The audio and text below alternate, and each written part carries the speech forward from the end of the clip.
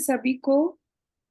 आज हम पुनः उपस्थित हुए हैं कुछ व्यवधान के बीच। जो कि व्यवधान था, अब तो नहीं है। व्यवधान था कि हम पिछले सोमवार को नहीं मिले, उसके पहले भी नहीं मिल पाए। और कहीं ना कहीं कुछ ना कुछ जो कुछ भी आ जाता है, लेकिन इस बीच में जो हमने अंतिम जो कार्यक्रम, मुझे जहां तक ध्यान आता है, हमने महावीर जयंती के उपलक्ष्य में जो मंगलाचरण रखा था और पूरा जो नवकार मंत्र को हमने रखा था, वो बहुत सुंदर कार्यक्रम था। और उस कार्यक्रम में जितने लोग भी बाहर के जुड़े थे, जो वास्तव में जैन नहीं थे, मुझे सबसे अच्छा ये लगा कि मेरी एक फ्रेंड ने कलकत्ता से मुझे फोन किया कि मैं उसको जितनी बार सुन रही हूँ रिकॉर्डिंग को, मन करता है सुनती ही जाऊं। और मुझे ये जो जैन नवकार मंत्र है, ये पूरा सीखना है। तो मुझे अर्थ के साथ इसको लिख के भेजो। मैंने 3 पंक्ति याद कर ली है। मुझे इतनी अच्छी लगी ये बात। और वो जो रिकॉर्डिंग बोले इतना सुंदर गाया है, तो जिनको आपने बुलाया था बहुत अच्छा गाया था। आप सभी उस कार्यक्रम के साक्षी बने और उसका पुण्य भी मिला। उसके लिए आप सभी का बहुत बहुत आभार और धन्यवाद। बोल बोल और मैं यार सुन रहा हूँ। काफी लोग जुड़े थे, तो उस दिन जुड़े थे उतना ही नहीं, उसकी रिकॉर्डिंग भी बाद में लोगों ने लगातार देखी है। तो स्मिता, आप इसके लिए आप लोगों का जो प्रयत्न है जैन फाउंडेशन का, उसको भी बधाई देनी चाहिए। और मेरे ख्याल से उसके बाद का ये पहला कार्यक्रम है, अगर मैं गलत नहीं हूँ। हाँ, 31 ओके दिन को आपने 48 कंप्लीट किया था ओके मेरे चलो। पास भी जो लिखा हुआ है। तो अब 49 आप मेरे ख्याल से शुरू करेंगे।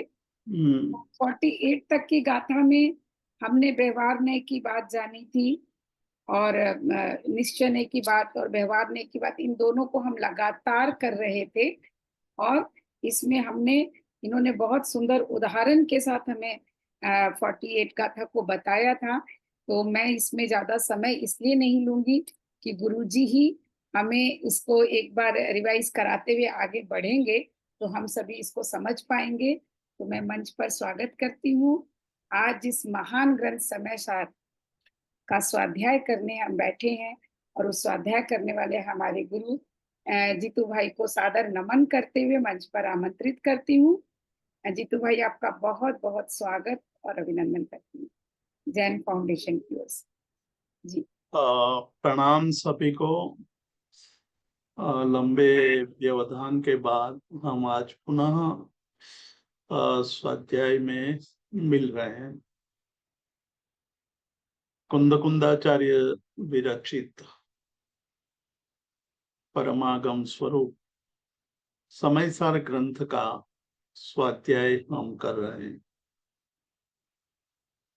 आत्मा के स्वरूप को जानने के लिए, समझने के लिए और अनुभूति करने के लिए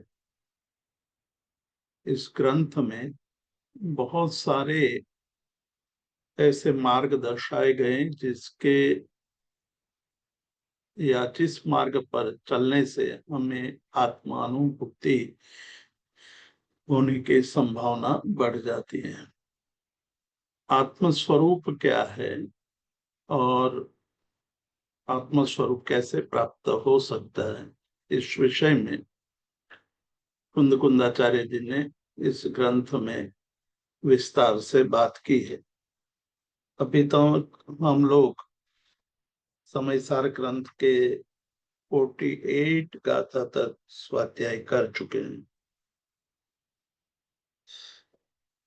47 और 48, 47वीं और 48वीं गाथा में कुछ ऐसे दृष्टांत दिए गए कि जीव का स्वरूप क्या है, और उसको दृष्टांत से दर्शाने का यहाँ प्रयास किया गया है।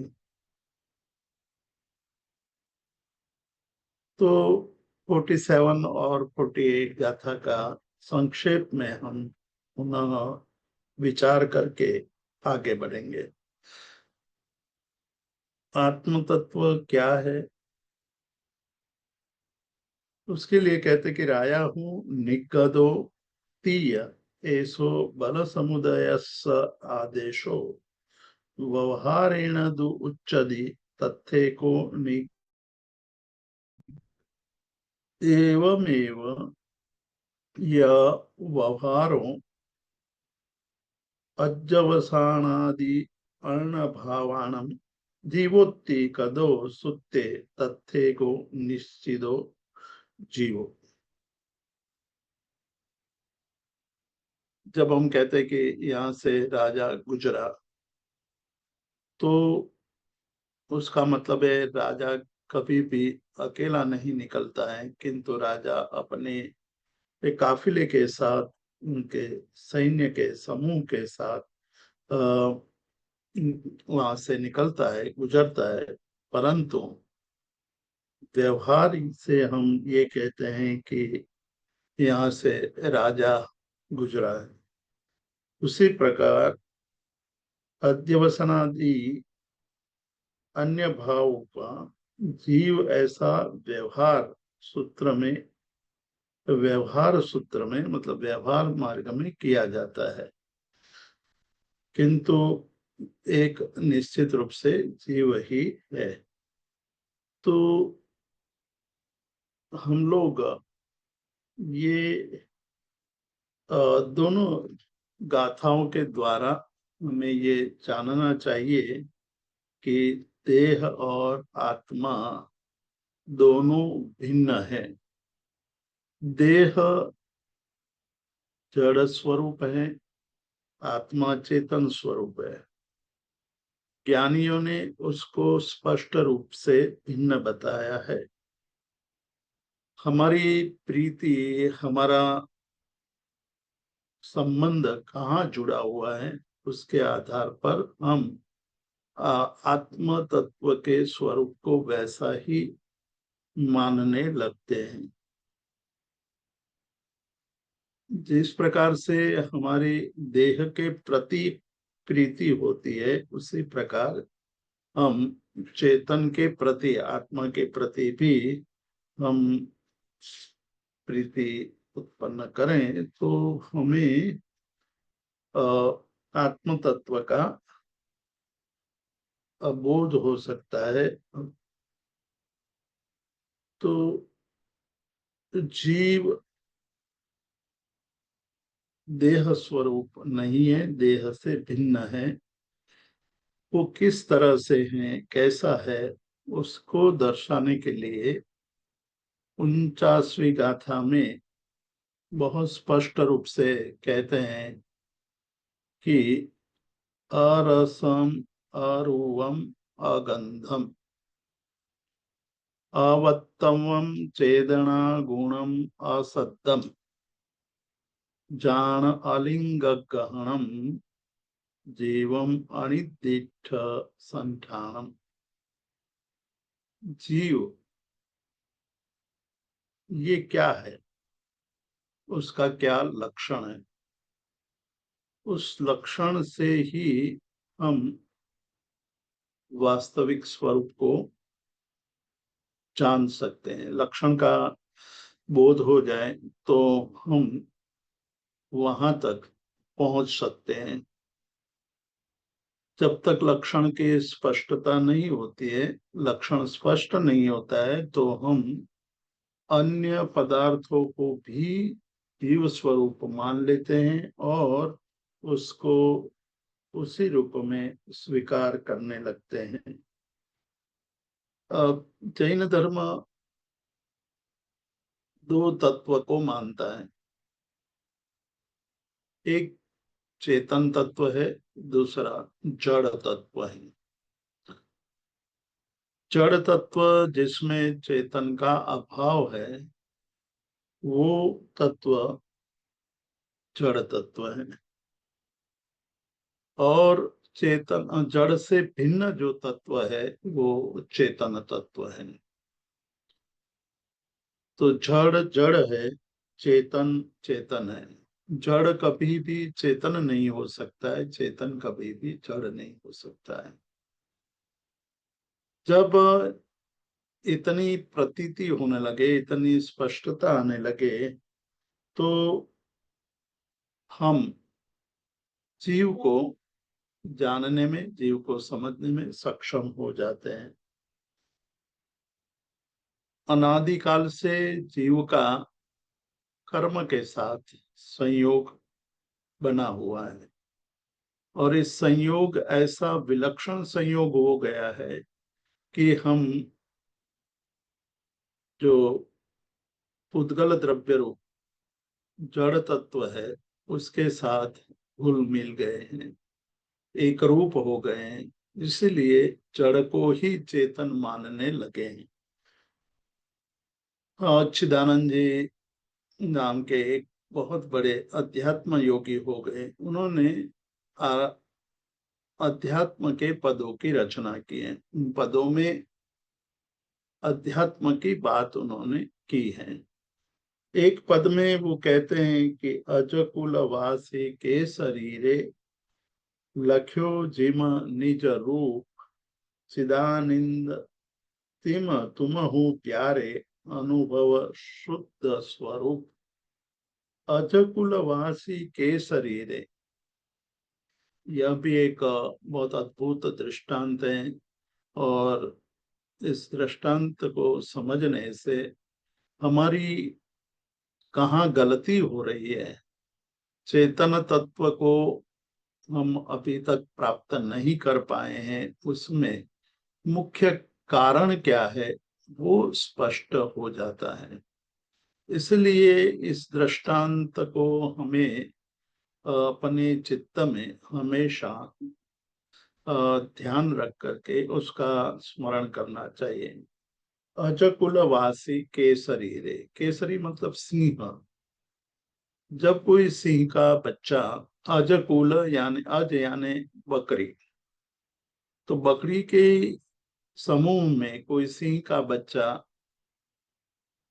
अंदर जुड़ जाता है और उसका पालन पोषण उसी समूह में हो रहा है, तो निश्चित रूप से वो केसरी यानी सिंह का बच्चा, सिंह शिशु, वो सिंह शिशु अपने आप को बकरी की तरह ही मानने लगता है, क्योंकि उनका जो समुदाय है वो बकरी स्वरूप है, यानी कि सभी बकरियों के बीच में रहता है, उन्हीं की तरह चेष्टा करने लगता है, उन्हीं की तरह बोलने की कोशिश करता है, उन्हीं की तरह रहता है। तो वो अपना मूल स्वरूप जो केसरी स्वरूप है वो भूल जाता है, और वो बच्चा, वो शिशु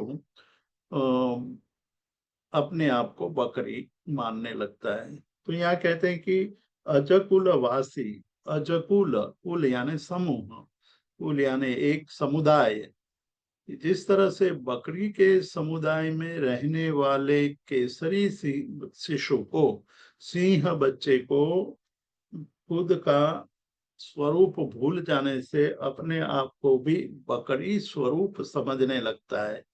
किंतु जब कोई सिंह के सही संपर्क में आने से, दृष्टांत तो ऐसे बताया गया है कि कोई सिंह जब त्राड़ देता है, मतलब आवाज करता है, भयंकर आवाज को सुन करके सभी बकरियां भाग जाती हैं, डर के मारे वहां से छितर बितर हो जाती है, किंतु एक ये केसरी शिशु है वो खड़ा रहता है, उनको पता नहीं कि क्या करना चाहिए।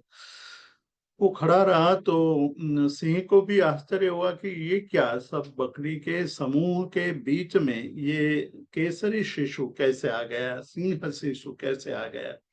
किंतु वो भी थर थर कांप रहा था, डर रहा था। सब उनके समुदाय के लोग समुदाय के प्राणियां भाग गए हैं।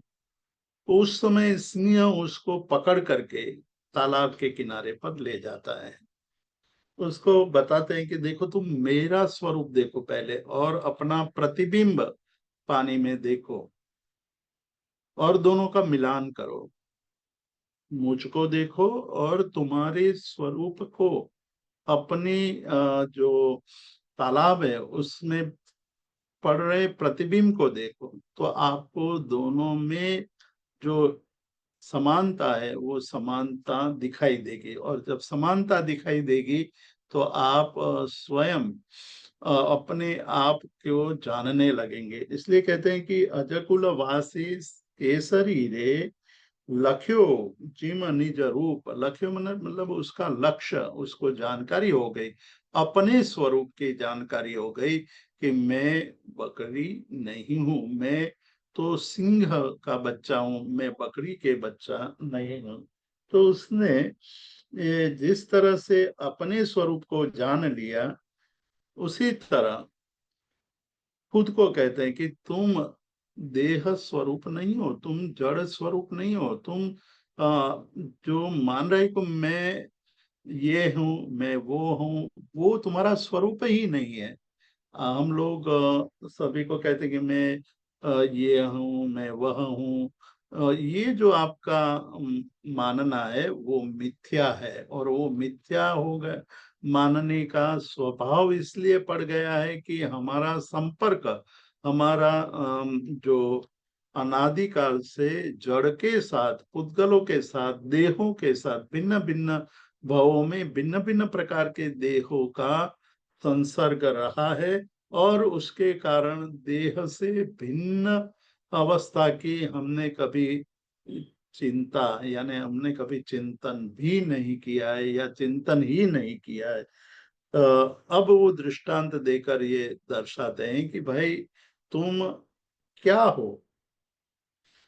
हमें तत्वज्ञानी लोग हमेशा बार बार कहते हैं कि अपने स्वरूप को जानो, खुद के स्वरूप को जानो। स्व का स्वरूप समझ लोगे तो सारी समस्या समाप्त हो जाएगी। कहते हैं कि हम क्या है, मैं क्या हूं, उसका जब चिंतन शुरू होता है तब यह चिंतन गहन बनने लगता है कि क्या मैं फलाना व्यक्ति हूँ, क्या मेरा नाम है वो मैं हूँ, क्या मैं जो समाज में मैं जिस नाम से जाना जाता हूँ वह हूँ मैं, देह स्वरूप हूँ या स्थूल स्वरूप हूँ, या रक्त वर्ण का हूँ, या किस प्रकार का हूँ। ये सारा जब हमारे अंदर चिंतन चिंतन करने लगते हैं तो हमारी चिंतन की दिशा बदलने लगती है। आज तक हम जिसको मैं मान करके खुद का अनुभव कर रहे थे वो तो है ही नहीं, क्योंकि जिसको हम मैं मान करके जी रहे हैं वो तो यहाँ छूट जाना है। तो चिंतन करने वाले चिंतक कहते हैं कि जन्म से पहले जो आपका स्वरूप आप नहीं थे, या मृत्यु के बाद जो आपके साथ नहीं है, वो आप नहीं हो। आप कोई और हो, आपका स्वरूप कुछ और है। कस्य त्वं को हम, तुम आप किसके हो और आप कौन हो। कस्त्वं को हम कुतः आयाता। कस्त्वं मतलब आत्मा को पूछते हैं कि तुम कौन हो, कुतः आयाता कहाँ से आए। तो उसका चिंतन करना, जिसको हमारे शास्त्रों की परिभाषा में ये कहा गया है कि कोहम, मैं कौन हूँ, उसका चिंतन करना। जब हम एकांत में शांत बैठ करके निष्ठा पूर्वक अपने आप को पूछते हैं कि मैं कौन हूँ, ये मैं कौन हूँ, मेरा स्वरूप क्या है, मैं कहाँ से आया हूँ, मैं कहाँ जाऊंगा। और ये प्रश्न खुद को पूछने से, खुद के अंदर उतरने से, खुद के अंदर इसका जवाब पाने की कोशिश करने से बहुत सारी बातों की स्पष्टता होने लगती है। इसलिए ये कहते हैं कि चिदानंद तिम तुम हूँ प्यारे, अनुभव शुद्ध स्वरूप। आप तो चिदानंद स्वरूप हो, और अनुभव शुद्ध स्वरूप, शुद्ध स्वरूप का अनुभव होने लगता है, तब ये हमें पता चलने लगता है कि हम तो ये शुद्ध स्वरूप हैं। इस शुद्ध स्वरूप की अनुभूति करनी है और इसके लिए कहा कि हमें बहिरात्म तत्व से बाहर निकल करके अंतर आत्म तत्व में जाना है और अंत में परमात्म तत्व को प्राप्त करना है, परमात्म तत्व का अनुभव करना है। तो ये जो हमारी 49वीं गाथा है उसमें कहा कि अरसम, आप रस स्वरूप नहीं, रस से भिन्न हो, आप रस रूप नहीं हो। रस तो पुद्गल का है। पुद्गल का मतलब कि पुद्गल का जो लक्षण बताया गया है वो पुद्गल के लक्षण के यहाँ हमें विचारणा करनी चाहिए कि पुद्गल क्या है।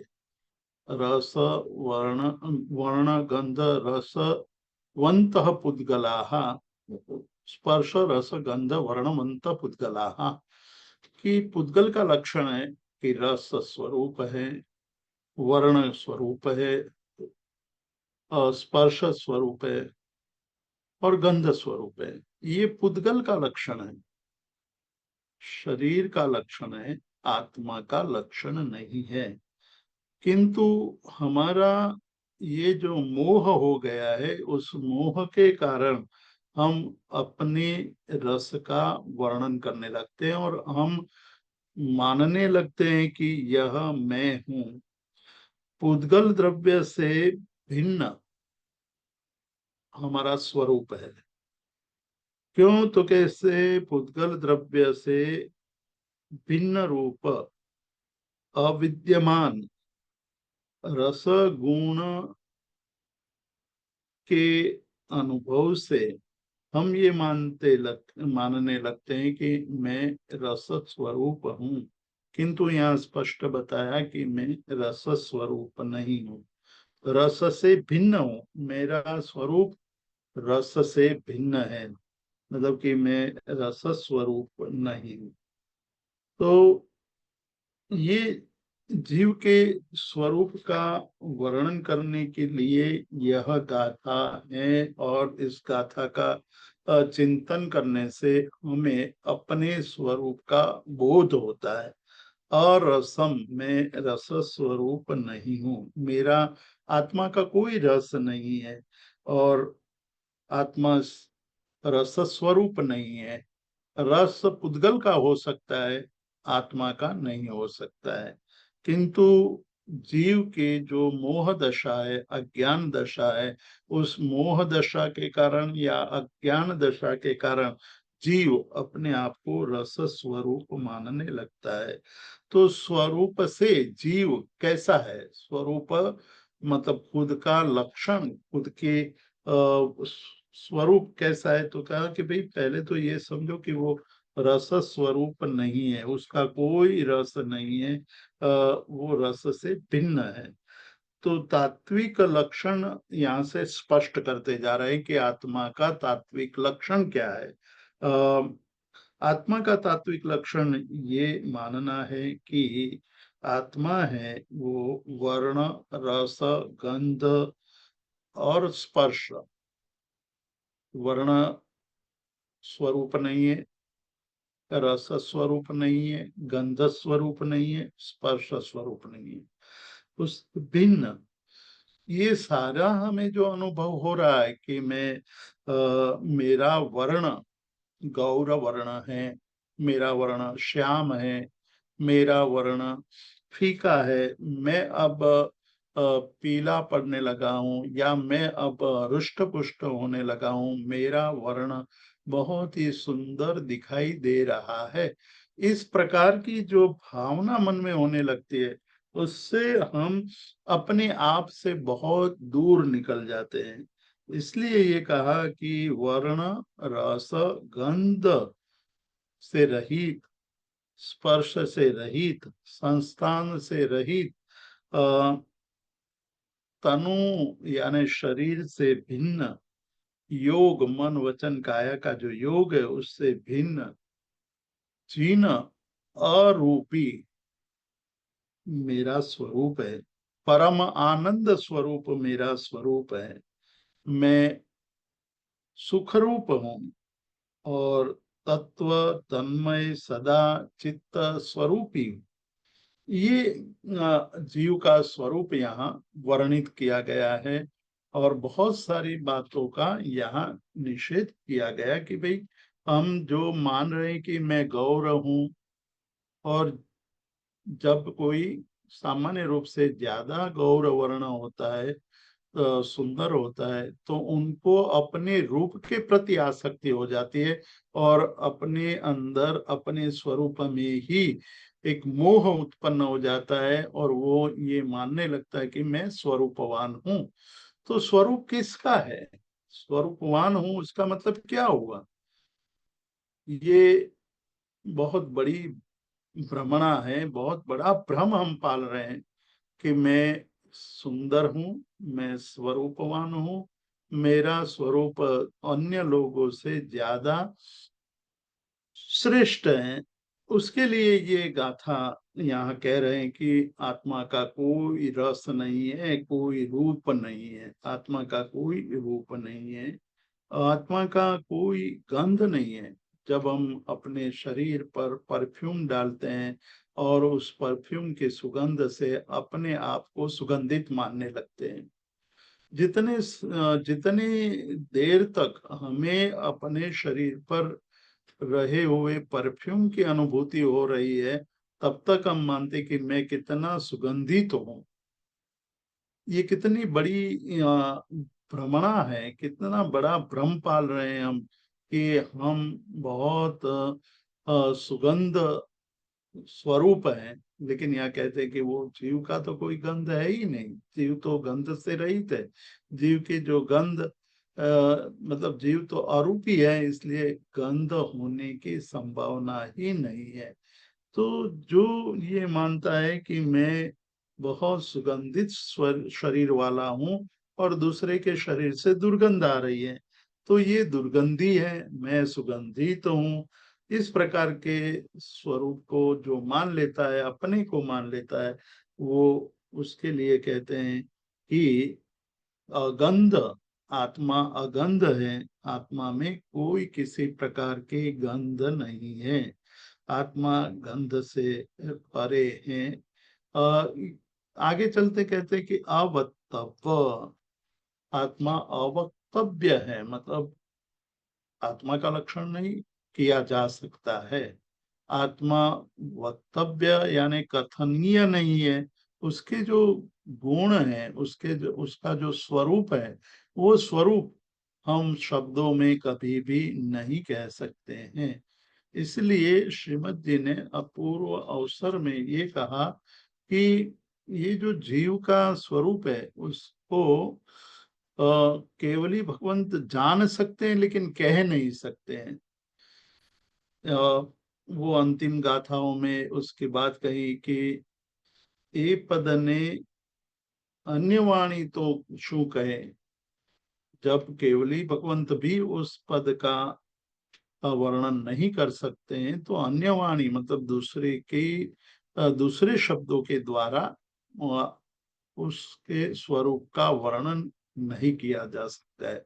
शब्द वहां कमजोर हो जाते हैं, शब्द में वो ताकत नहीं है कि वो जीव के स्वरूप का पूर्ण रूप से कथन कर सके। इसलिए हमेशा ज्ञानियों ने एक प्रश्न के प्रति साधक को प्रेरित किया है, साधक को ये कहा कि हर रोज ये चिंतन करो, हर रोज अपने स्वरूप को जानने की कोशिश करो, हर रोज अपने स्वरूप को पाने की कोशिश करो। तो कैसे ही वो शरीर स्वरूप हमें प्राप्त हो सकता है?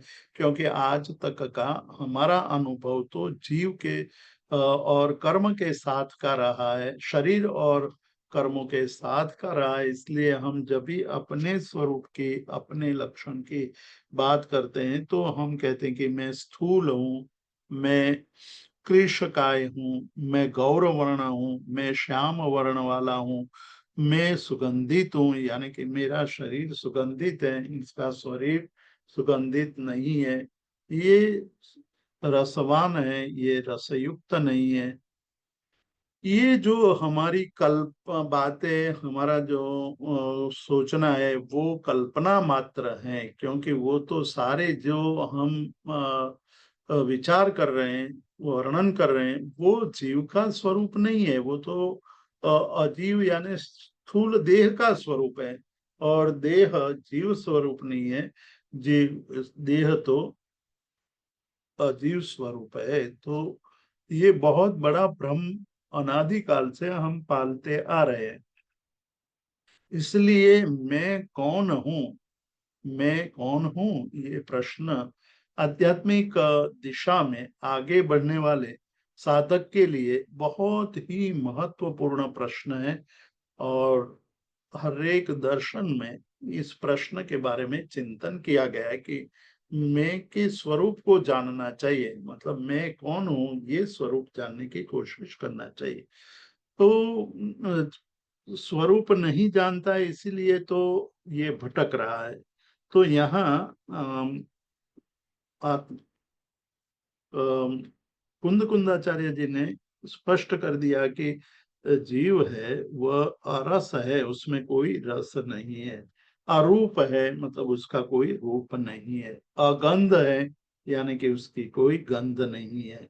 अव्यक्तव्य, अव्यक्त है, मतलब उसको व्यक्त नहीं कर सकते हैं।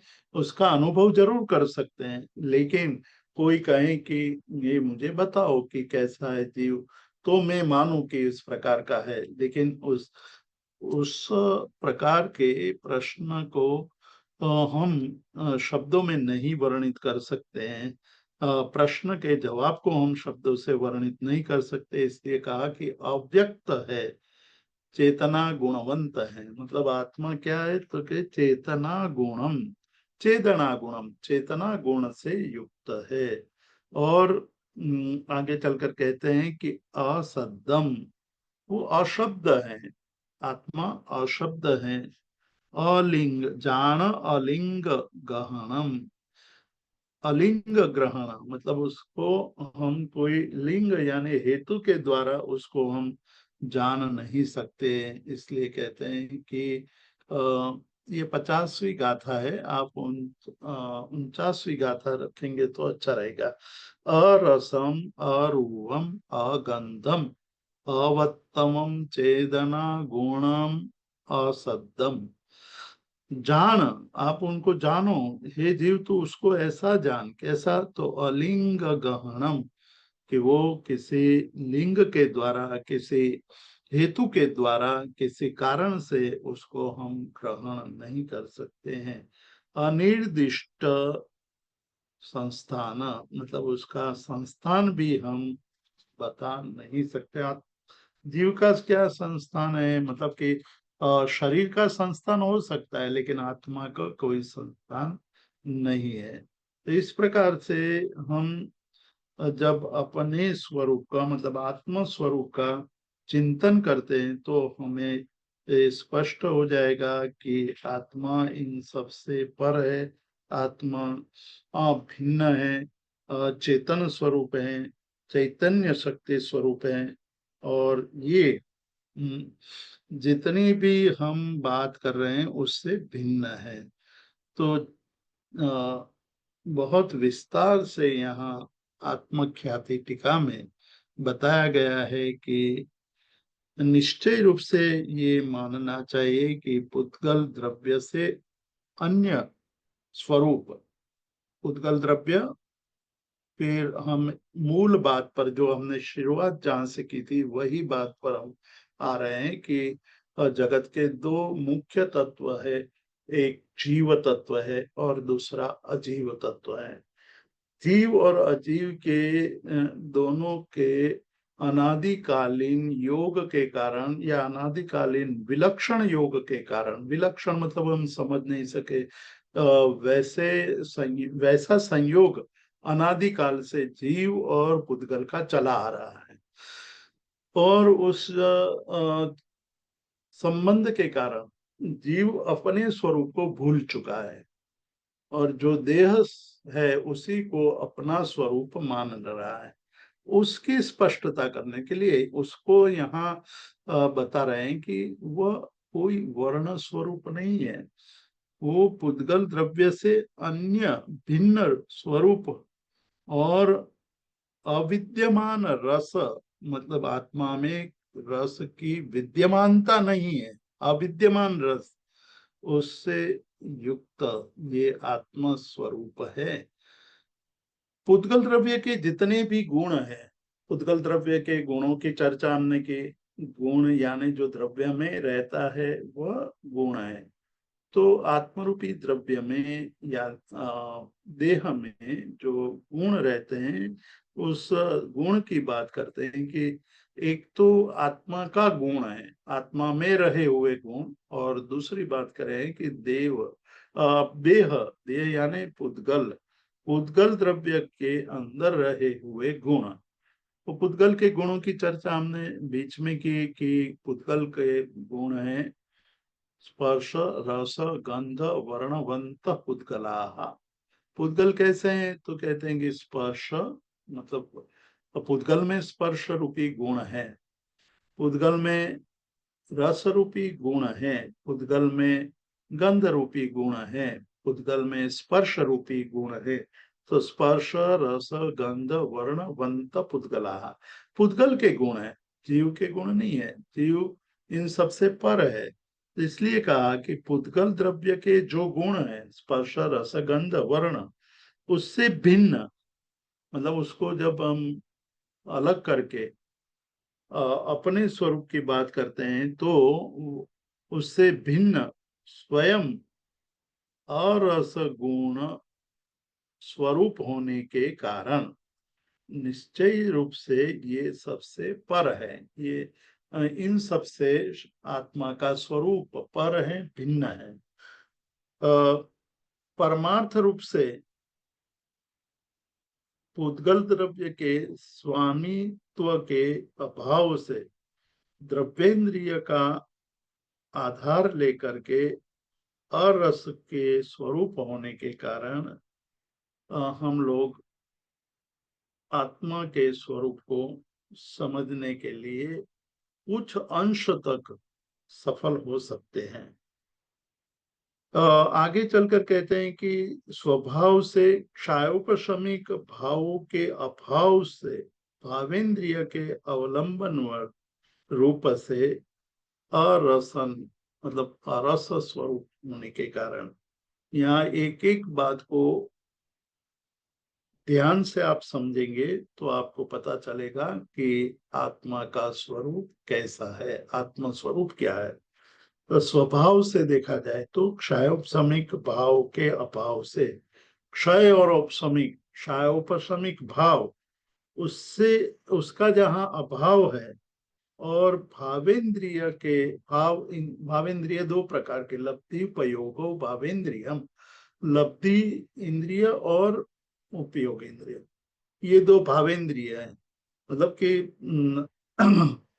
हम जब उपयोग रूप आलम्बन के द्वारा आत्म स्वरूप का चिंतन करते हैं तो हमें स्पष्ट अनुभव होने लगता है कि रस है, हमारा स्वरूप जो है उसमें कोई स्पर्श रस गंध आदि नहीं है। तो कैसा है ये?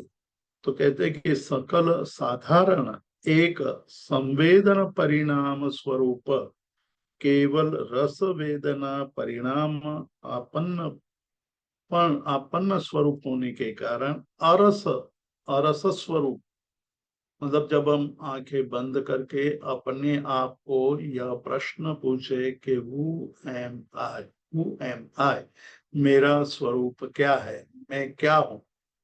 जो अपूर्व, जो अमूल्य तत्व विचार है वहां भी कहते हैं कि हूँ कौन छू क्या चीत हो सुस्वरूप छे मारू करूं। तो पहला प्रश्न पूछा है कि हूँ कौन छू, मैं कौन हूँ, मैं कौन हूँ, वो तब तक स्पष्ट नहीं हो पाएगा जब तक हम चेतन और जड़, चेतन तत्व और जड़ तत्व के स्वरूप को जानते नहीं है, उनके गुणों का जब हम चिंतन नहीं करते हैं तब तक ये गड़बड़ होती रहेगी के चेतन को हम जड़ मानते रहेंगे और जड़ को चेतन मानते रहेंगे।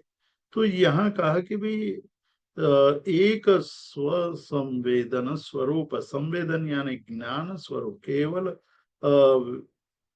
जानने स्वरूप ये जो अरस युक्त जो है वह जीव तत्व है।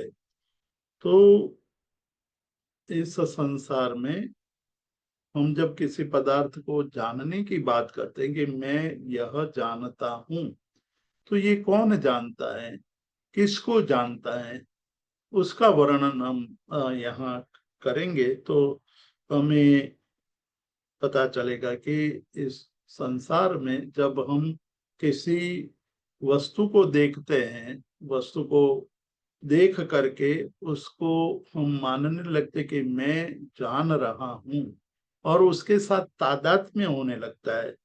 तो तादात्म्य होने के कारण मतलब उसके साथ घुल मिल जाते हैं। जब घुल मिल जाते हैं तो हमें वो लगने लगता है कि वो मैं हूं या वो मेरा है। कोई भी पदार्थ ले सकते हैं या उस पदार्थ में मैं और या ममत्व, अहंकार या ममत्व की उत्पत्ति होने लगती है। मतलब कि आत्मा को समझने के लिए एक एक परतें खोल रहे हैं। यहाँ मुकुंद आचार्य जो कह रहे हैं कि भाई आप अरस स्वरूप हो, आप में कोई रस नहीं है, आप में कोई रूप नहीं है, आप में कोई रंग नहीं है। एक एक परत खुलते खुलते खुलते कहते कि तो क्या है, हाँ मैं कौन हूँ, मैं क्या हूँ, उसका यहाँ वर्णन करते हुए कहते हैं कि भाई जब ज्ञेय यानी जानने वाला, क्या तो पदार्थ को जानने वाला, जब हम पदार्थ को देखते हैं तब ज्ञेय और ज्ञायक का उसके बीच जो तादात्म्य भाव आ जाता है। तादात्म्य मतलब एक मेक हो जाने का भाव। मतलब कोई एक पदार्थ देखते हैं हम, मान लो कि घर में रहे हुए सोफा को हम देख रहे हैं, सोफा को देख रहे हैं तो ज्ञेय सोफा है, मतलब जानने योग्य पदार्थ सोफा है और ज्ञायक स्वयं खुद है, मैं सोफे को जान रहा हूं। तो जानने की क्रिया यहाँ जो हो रही है उसमें जानने वाला और जानने योग्य, जानने वाला तो जीव है और जानने योग्य वो सोफा है। उस दोनों के बीच में जब तादात्म्य संबंध, मतलब दोनों के बीच में एक रूपता का संबंध, एक मेक का संबंध बंध जाता है, तब ममत्व भाव उत्पन्न होने लगता है। तब उसमें अहंकार पैदा हो जाता है कि यह मेरा है, यह मैं हूं, और जड़ को स्व मानने लगता है। मतलब कि जो पदार्थ जो ज्ञायक है वो ज्ञेय के साथ एकमेक हो जाने के कारण वो ज्ञेय को ही ज्ञायक या ज्ञायक को ही ज्ञेय मानने लगता है। तो ज्ञायक और ज्ञेय का जो तादात्म्य संबंध हो गया है, तादात्म्य संबंध मतलब एक दूसरे के साथ मिल जाना, मिल जाते हैं हम तभी हमें लगता है कि यह मेरा है। तो एक जो छोटा सा दृष्टांत हम लेते हैं कि एक शेठ है, घर पर गए हैं, भोजन करने बैठे हैं और अचानक मुनीम दौड़ता हुआ आता है कि गजब हो गया शेठ जी, बहुत बुरा हुआ। तो शेठ जी ने पूछा क्या बुरा हुआ, तो कहा कि आज अभी अभी एक समाचार आया है कि समुद्र में हमारे वाहन, मतलब समुद्र में कुछ वाहन डूब गए हैं। तो उस जमाने में व्यापार का जो जलमार्गीय उपयोग होता था और इस सेठ ने कुछ वाहन अपने सामान भर करके विदेश भेजा था।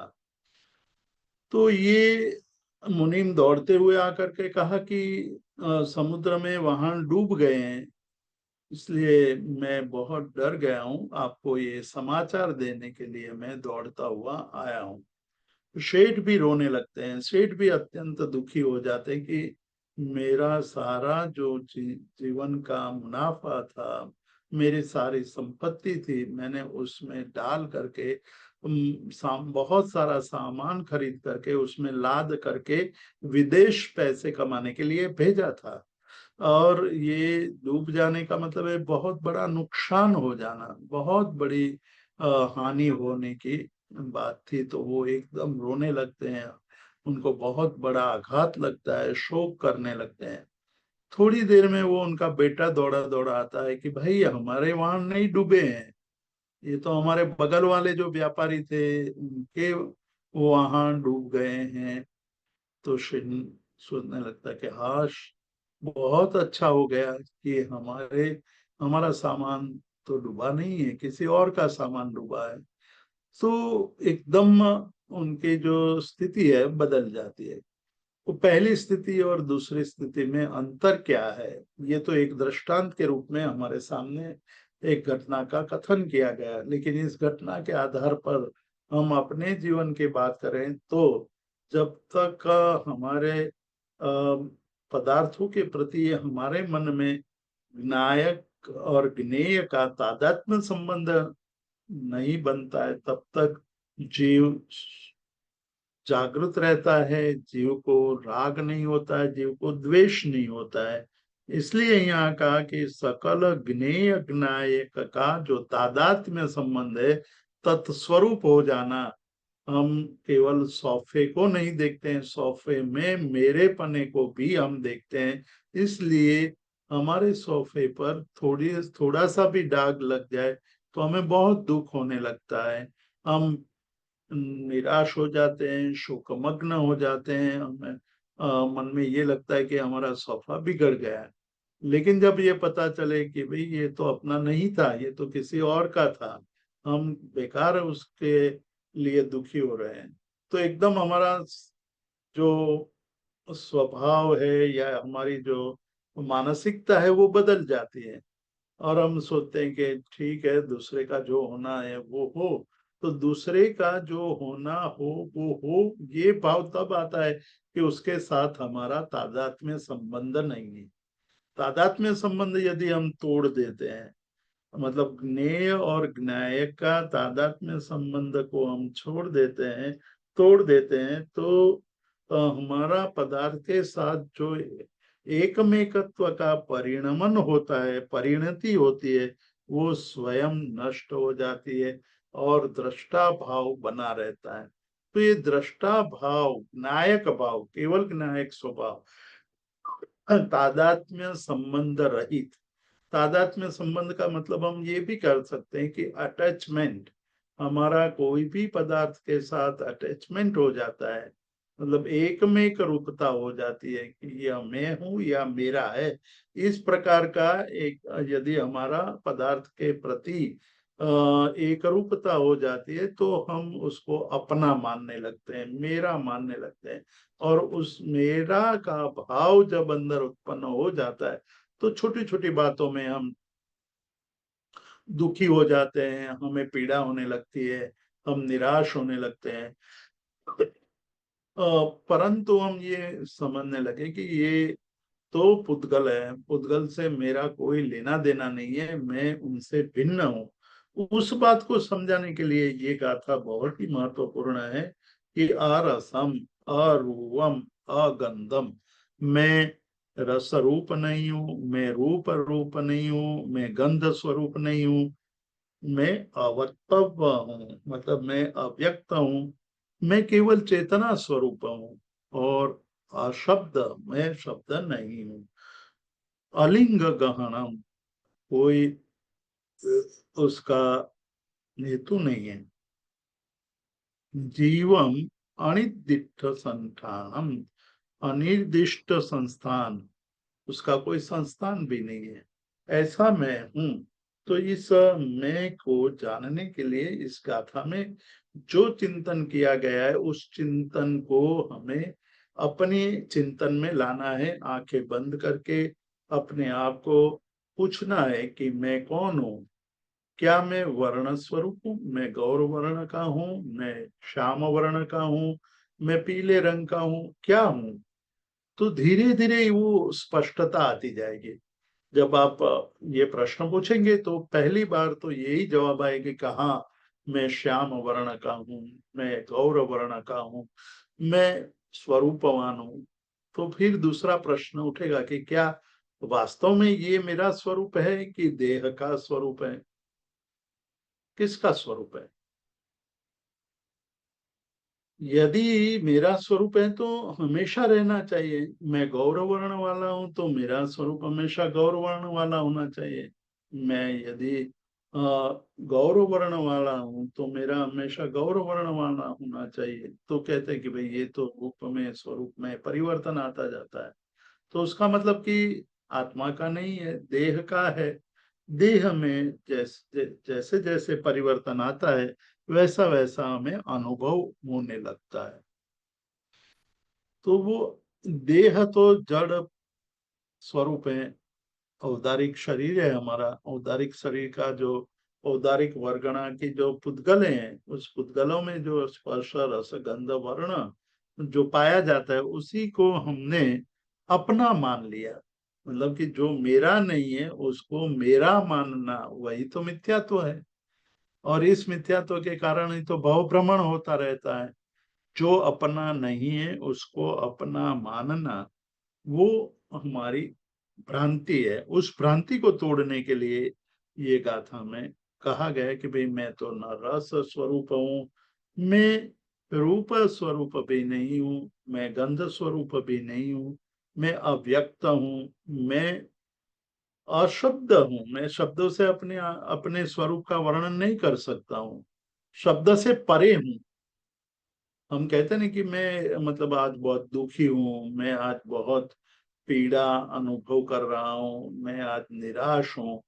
तो कहते हैं कि ये सारी जो बातें हैं ना, वो भ्रमात्मक बातें हैं। वो सारी बातें तो तब आती है कि जब हम जीव को पुद्गल स्वरूप मान ले और पुद्गल के अंदर जो ये सारी भावनाओं को मान ले, तो ये बातें आने लगती है। उसका निषेध करते हुए कहते हैं कि भाई आंखें बंद करके अपने स्वरूप का चिंतन करो।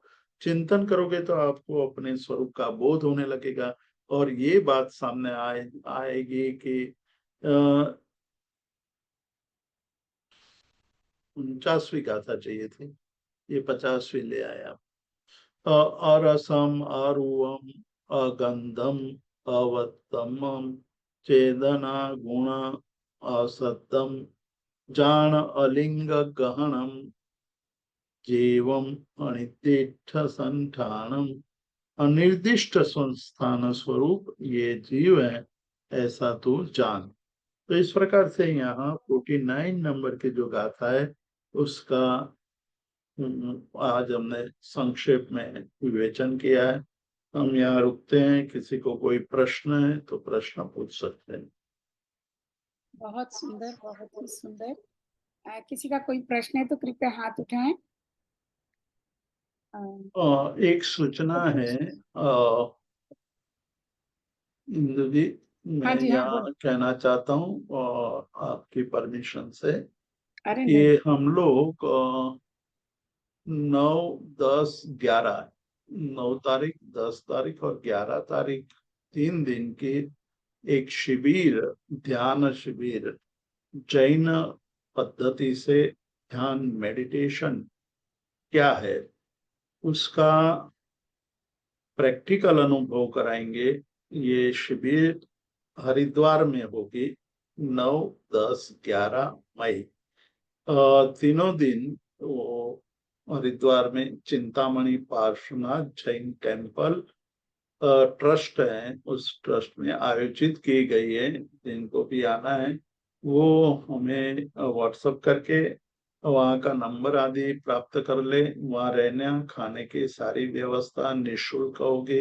रजिस्ट्रेशन करवाना होगा, फ्री रजिस्ट्रेशन है। तो जो आना चाहे वो जुड़ना चाहे वो जुड़ सकते हैं। 9, 10, 11 मई चिंतामणि पार्श्वनाथ जैन टेम्पल ट्रस्ट हरिद्वार। हरिद्वार हम जानते हैं कि हिंदू परंपरा में हरिद्वार का बहुत बड़ा महत्व है। गंगा वहाँ बहती है, ऋषिकेश के बाद तुरंत हरिद्वार आता है। हरिद्वार में गंगा का फोर्स, गंगा का जो प्रवाह है, तीव्र गति स्वरूप हमें अनुभव होता है। हर की पौड़ी वहां है जहाँ मतलब लोग स्नान करते हैं, गंगा जी की आरती करते हैं। ऐसे नगर में ये ध्यान शिविर का आयोजन होने जा रहा है। जो भी आना चाहे वो उसकी माहिती, उसकी इंफॉर्मेशन हमें व्हाट्सएप करके प्राप्त कर ले।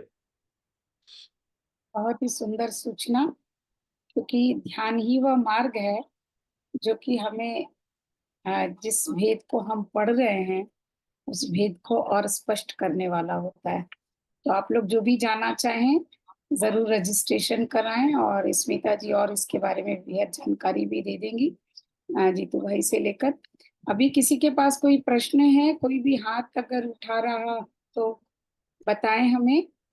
हाँ, नहीं है तो फिर हम इस कार्यक्रम को आज के लिए यहाँ पर समापन करते हैं। बहुत बहुत धन्यवाद देते हैं अ, हमारे गुरुदेव को भी और आप सभी को भी, जो लोग इतनी अलग अलग जगहों से यहाँ जुड़ते हैं इस स्वाध्याय के लिए।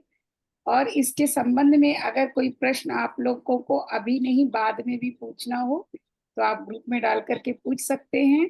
और अगले सोमवार को हम पुनः उपस्थित होंगे, और जो आज सूचना दी गई है 9, 10 और 11 मई के लिए, उसके बारे में भी अगर कोई प्रश्न हो तो आप जरूर कर सकते हैं बाद में भी।